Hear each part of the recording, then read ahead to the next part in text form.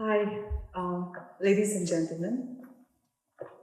Today I stand here with a lot of, I don't know, I wanted to share my stories through my entrepreneurship and then what I've gone through.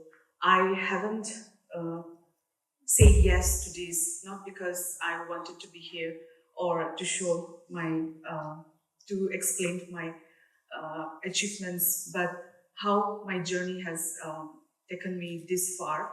And there is obstacles and um, obstacles and challenges in entrepreneurship. But through obstacles, there is a lot of happiness and solidarity, solitude from solidarity. So, what inspired what inspired Coffee Lady's beginning? 2016, I was introduced to coffee by one of my friends, and during the time I was wanting to do something, the desire to do something, to be an independent woman. I come from a background where the communities is from an indigenous community, where sole independent being a sole independent woman is not a command profession. So during the time I was introduced to coffee, and then that moment itself, I was in love with the coffee, the fresh brewing coffee, and the simple aroma and the flavor that I get to see in the workshop inspires me. And from the moment itself, I realized that this is the calling where I wanted to pursue my profession. And that moment itself, I come back to my land, Nagaland. And that moment, I realized that there was so much to do in the coffee uh, industry in Nagaland. The uniqueness that we have, the unexplored products that we have has to be out in the market, that one as a person cannot do that alone, but with the team and with the platform like this, with social medias and with the stories that I can be able to share with my people, with the people outside, can only be a thing that our uniqueness can be shared to the outside world.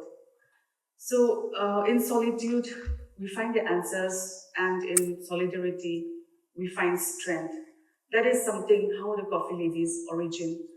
I am known as the Coffee Lady of Nagaland, not because I pursue the whole in my profession, but I was uh, I was researched by the German GIZ when they were incubated for women entrepreneurship in the Northeast, and they found out that I'm the only person SCA barista to be in Nagaland. So they gave me the name Coffee Lady. So with that name, I launched my coffee pouch, the products, because I thought that this will be the stand that can be known to the people. And today I'm quite nervous, to be honest, to share about this, but I'm also very excited. I hope that this takeaway, the message that we are going to, the mission and then the vision of Coffee Ladies that we are going to take is uh, is something that will is an evolution and a significance that all of us can able to see through. The unique aspects of coffee production in India. So after the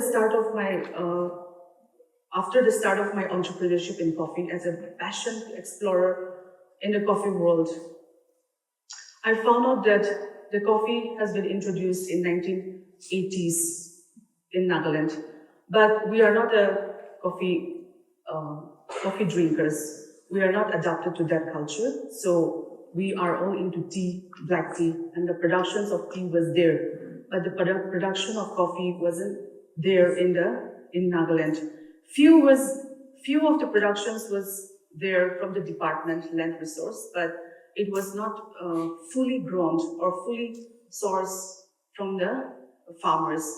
So the Coffee Lady motto is believe in simplicity and understanding the needs of the community. To come up with the pouch and the products of Coffee Lady, I need my farmers, I need producers, I need my team to come to the final product. That is where my solidarity starts. So besides the media, the platform, but also the things behind, the products behind to come to the final. And I started my journey with my friends and colleagues who are coffee experts in different parts of India, and I asked them questions. I started to connect with them how it can be possible to make quality products and how I can help my farmers to grow and start a coffee chain in Nagaland. The uniqueness that we have, that these things can be promoted, but in quality. Then they come over to my to Nagaland, to my home state, and from there we begin. So the discovery among many of the farmers, the discovery of Kensa farm is one of the unique that we get from the coffee industry, from the coffee expertise as a Q processor and a Q grader, we call that. This I send out these samples, which is, we call it as a green beans for cupping and for grading the coffee. Among many of the farms, the Kensa farm that the Coffee Lady has adopted today, that this farm has potential to make it into specialty coffee. The growers has around 2,000 plantations in a very micro lot, we call, which means a single origin. And the geographical and the climate is very favorable, which is around 1,200 meters and above, along with the soil and the climate testing that we have done. We send out these samples to let the Coffee Lady adopt the farm to make it into quality. So after discovering this farm, we realized that the quality is good, the product is good, but there is something lacking, because today I can able to get the quality, but in order to do it consistently, the farmers need training and support. The farmers need to be equipped with skills and knowledge that does not require education, but that can be given through practice and working means, which our indigenous people are good at it, because our forefathers survived through hand making, and then everything was done with skilled. And with that thought of empowering them, we decided to bring the expertise. We decided to bring all this expertise from the coffee industry, that they can able to help us with their knowledge and skill, and they can able to support us. Then they agreed to it, and then with much happiness they come forward, and then they have given us training, which is known as the incubation of the processing and how post-harvest management, we call it as a post-harvest management in coffee harvest. And after that, how the green beans should be kept to let the demands, to let the quality of the coffee have, and then to let others demands on specialty coffee industry.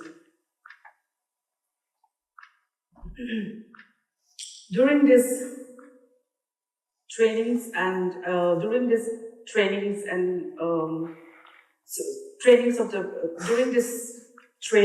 of the farmers, there we have a lot of challenges,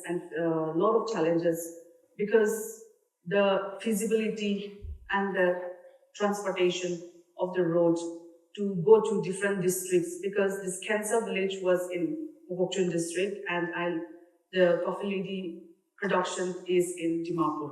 So the feasibility of the transportation is a huge challenge. Meanwhile, at the same time, the equipments, to produce the best equipments, financial, and to put all these things, it wasn't easy. We have faced challenges, but also the sustainability practices here, I would say that the sustainability is all about the management. After the post-harvest has been done, how the waste management is to be to move forward, because among 500 to 1,000 tons of harvest green coffee beans, there is a lot of waste. There is a lot of waste happens, and then so we wanted to promote this. We wanted to make something out of this waste, not just waste it like that, but so we encourage the other team, like the one who is interested in waste management, or we encourage the other farmers also who wants to practice this for protecting this soil and then make it into some sustainable practices. The future of the coffee industry in Nagaland and the global impact was, in this, I would like to say that there is potential in coffee industry in Nagaland, because the environment, the climate that we have now is very organic. Just recently, I visited the coffee conference 4 days. It was held 4 days in Bangalore, and then the people out there was so happy to see the Nagaland coffee, the coffee from Nagaland. Because it is organic, it is unique now because it wasn't explored yet. The soil is organic. Whatever we are doing, we are cultivating. Whatever the farmers are cultivating, whatever the products is totally organic. There is no such as like fertilizers, or we have not used anything as such. It's just so organic that the aroma and the flavor, the acidity that we say in coffee, the science behind in coffee brewing. So all the expertise are really happy, and then they have huge expects, and then they have huge expectations from Nagaland. During all this journey of my entrepreneurship, the lessons I learned is, today what I want to share is that there are a lot of, we always talk about our obstacles and our struggles, which is very common, because we will not have a smooth journey, and we will not have a smooth experiences in our life. But besides that, the passion that you have, the consistency that you want to reach the goals. I wanted to encourage the youngsters today that there are a lot of passion dreamers, but there are also a lot of lazy people behind. So today, if you and I believe that in this room, we are all passionate dreamers, that you are here, and I'm sharing this platform with you all, that if you dream and you work on it, then whatever your dreams is, it will really achieve. And that doesn't require what background you come from, or what your parents or what your background you are, but it is only about you, and the world will know about you. Coming back to supporting the business and sustainable practice, supporting the local businesses.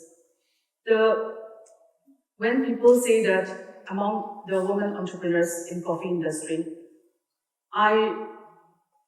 as a woman, it was not easy for me to start to begin the businesses, because there are a lot of